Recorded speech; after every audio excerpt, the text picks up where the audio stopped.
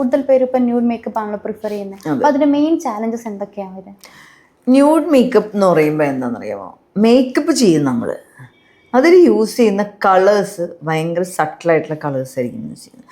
ഇപ്പോൾ ഒരു മേക്കപ്പും ചെയ്യാത്ത ഒരാൾ വെറുതെ റെഡ് ലിപ്സ്റ്റിക് ഇട്ട് പോവുകയാണെങ്കിൽ ആൾക്കാർ എന്തൊരു മേക്കപ്പാണെന്ന് അറിയില്ലേ. അതെ അതെ, അത് നമ്മൾ കാണുമ്പോഴുള്ള നമുക്ക് അങ്ങനെ ഫീൽ ചെയ്യാണ്. റെഡ് ലിപ്സ്റ്റിക്, ലിപ്പ് വലുതും കൂടി ആണെങ്കിൽ കഴിഞ്ഞ് ഇങ്ങനെ നന്നായിട്ട് ഔട്ട് ചെയ്തിരിക്കും. അപ്പം അതൊക്കെയാണ് അതിൻ്റെ ഒരു വ്യത്യാസം.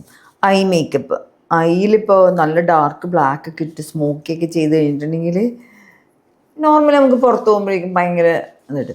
പിന്നെ ഗ്ലിറ്റർ, ഫുൾ ഗ്ലിറ്റർ, പിന്നെ കുറേ കളേഴ്സ്.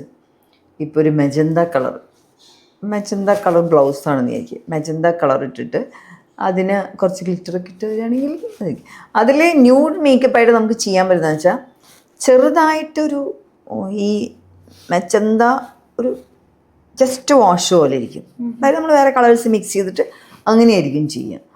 പിന്നെ ബ്ലാക്ക് വെച്ചിട്ട് ഹൈലൈറ്റ് ചെയ്യില്ല, ലൈറ്റ് ബ്രൗൺ ഒക്കെ ആയിരിക്കും ചെയ്യുക.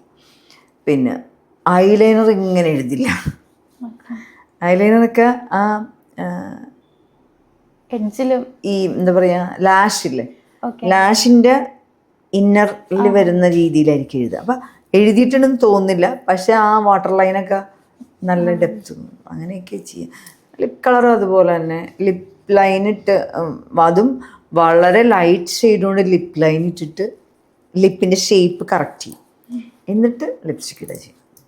അതും കുറച്ച് ഈ എന്താ പറയുക മോയിസ്റ്റ് ആയിട്ടുള്ള ലിപ്സ്റ്റിക് ഇട്ട് കഴിഞ്ഞാൽ തോന്നുന്നില്ല.